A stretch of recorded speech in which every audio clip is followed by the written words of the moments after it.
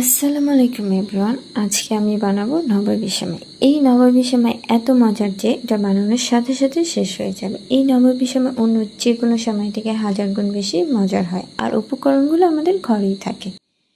ঈদের স্পেশাল হিসেবে এই সেমাইটি একবার ট্রাই করতে পারেন, আর রেসিপিটা শেয়ার করে রাখবেন যেন বানানোর সময় ঝটপট দেখে নিতে পারেন। এখানে আমি কিছু সেমাই নিয়ে নিচ্ছি, আপনারা আপনার প্রয়োজন অনুযায়ী নিয়ে নিতে পারেন। এরপর একটা প্যানে ঘি দিয়ে দিলাম আর কিছু বাদাম ভেজে নেব। যখন ভাজা হয়ে যাবে তুলে নেব। তারপর একই প্যানে সেমাইগুলো দিয়ে নিচ্ছি। এভাবে নবাবী সেমাই একবার হলেও তৈরি করে দেখবেন। সেমাইটা হালকা ভাজা হয়ে যাবে, তখন আমরা পরিমাণ মতো চিনি দিয়ে নেব। আপনারা আপনাদের স্বাদ অনুযায়ী দিয়ে নেবেন। চিনির সাথে সেমাইটা আমি আরও কিছুক্ষণ ভেজে নেব। সেমাইটা যখন ভাজা হয়ে যাবে তখন হাফ কাপ পরিমাণ পানি দিয়ে দেব। পানিটা দিয়ে একটু সেমাইয়ের সাথে মিশিয়ে নেব। তারপর চুলার আঁচটা লো মিডিয়ামে রেখে 5 মিনিটের জন্য এটাকে রান্না করে নেব।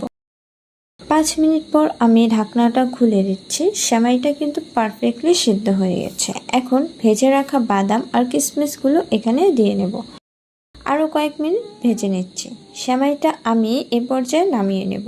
প্যানে আমি 1 লিটার দুধ দিয়ে ভালোভাবে জাল করে নেব। তারপর এখানে একটা বাটিতে আমি 2 চা চামচ চালের গুঁড়ো নিয়ে নেব, 2 চা চামচ কাস্টার্ড পাউডার, 1 চা চামচ কর্নফ্লাওয়ার আর সামান্য পরিমাণ পানি দিয়ে ভালোভাবে মিশিয়ে নেব।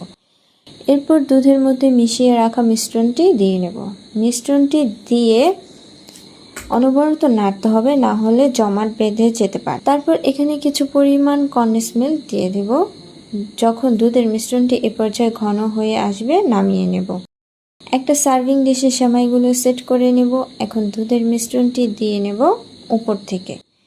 এরপর উপর থেকে কিছুটা সেমাই আবার দিয়ে দেব। আরেকটা লেয়ার তৈরি করে নেব দুধের মিশ্রণটি দিয়ে। এই সেমাইটি এভাবে খেতে যে কি পরিমাণ মজা, আপনারা জাস্ট একবার বাসায় তৈরি করে দেখবেন।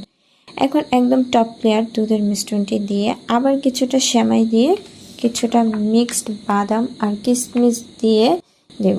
সেমাইটাকে 2 ঘন্টার জন্য নর্মাল ফ্রিজে রেখে দেব সেট করার জন্য। এভাবে নবাবী সেমাই একবার হলেও তৈরি করে দেখবেন।